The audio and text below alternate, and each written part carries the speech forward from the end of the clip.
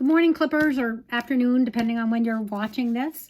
Mrs. Vance here, back in the library in the horrible closet. I tried to find a green screen to put behind me, a portable one, but no luck. I'll figure something out eventually if I recorded school. Are you ready for something a little lighter this week? I am, because we've been doing some heavy topics. I want to do a romance. Yes.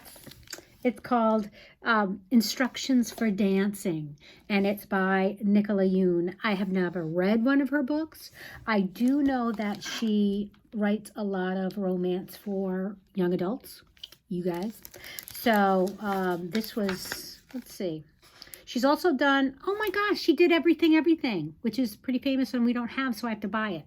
And when that comes in, I might want to do one of First Chapter Friday with that one. This particular one was written in 2021. Chapter 1 is called A Better Version of Me.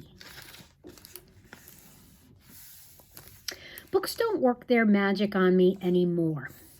It used to be that if I was in a funk or in the barren hinterland between sad and mad, I could just pluck any random one from my favorite shelf and settle into my fuzzy pink chair for a good read.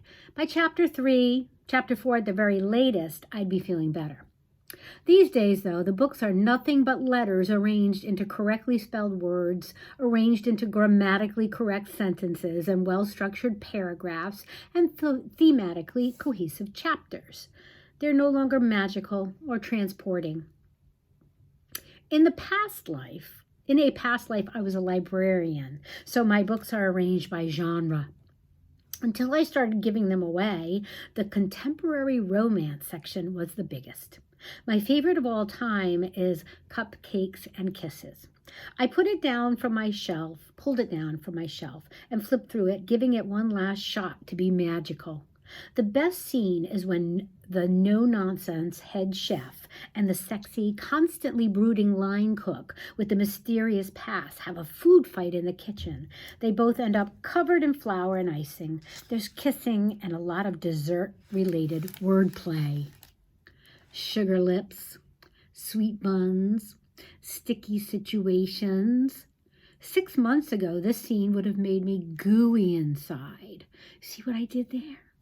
Now, though, nothing. And since the words haven't changed from the last time I read them, I have to admit the problem isn't the book. The problem is me.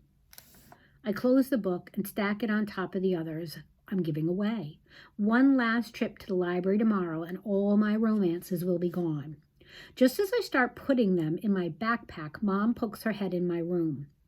Her eyes travel a circuit from my face down to the tower of books, up to the 4 empty rows on my shelf, and then back to my face. She frowns and looks like she wants to say something, but then she doesn't. Instead, she stretches out her hand and pushes her phone toward me. "It's your father," she says. I shake my head so hard my braids whip around my face. She jabs the phone my way again. Take it, she mouths. No. I mouth back. I've never seen two mimes arguing, but I imagine it would be something like this. She moves out of the doorway and all the way into my room. I have just enough space to dart around her, so I do. I sprint down the small hallway and lock myself in the bathroom. Mom's inevitable lock comes 10 seconds later. I open the door. She looks at me and sighs. I sigh back at her. Most of our communication these days comes in the form of these small exhalations. Hers are frustrated and long-suffering and exasperated and impatient and disappointed. Mine are confused. "Yvette Antoinette Thomas," she says, "how long are you going to keep this up?" The answer to a question, and I think it's a fair one, is forever. Forever is how long I'm going to be angry at Dad. Really, the better question is, why isn't she? She slips the phone back into her apron pocket. There's a dusting of flour on her forehead and some in her short afro, making it look like she suddenly went gray.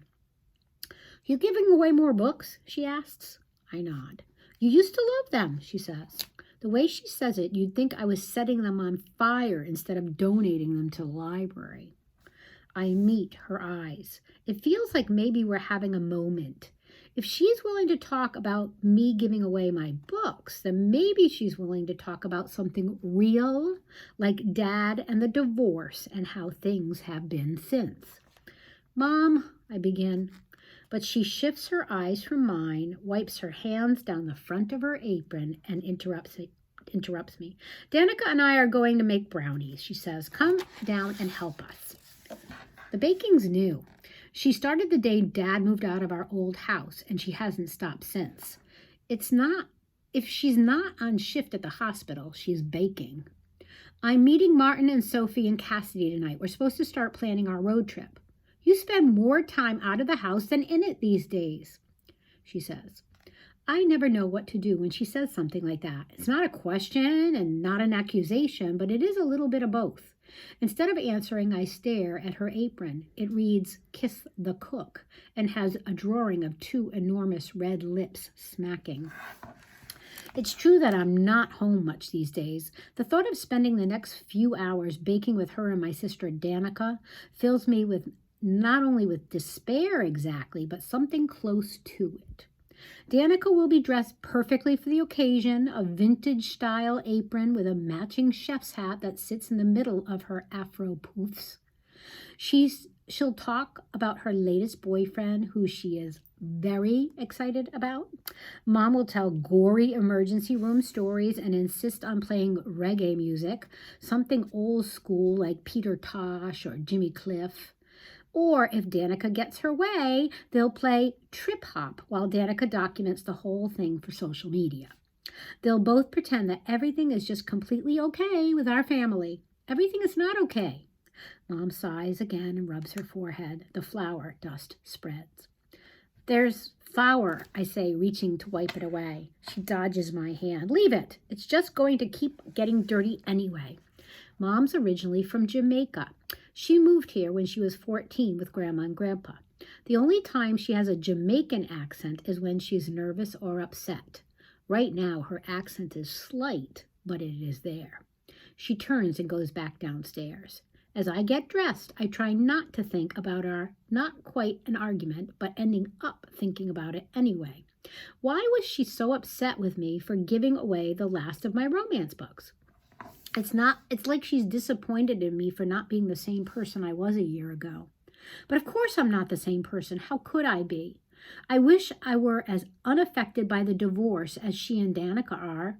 I wish I could bake them with them carefree. I wish I could go back to being the girl who thought her parents, especially her dad, could do no wrong. To being the girl who hoped to have a love just like theirs when she grew up. I used to believe in happily ever afters because they have one. I want to go back and unknow all the things I know now. But you can't unknow things. I can't unknow that Dad cheated on Mom. I can't unknow that he left us all for another woman. Mom misses the version of me that used to love those books. I miss her too. That's the end of chapter 1. I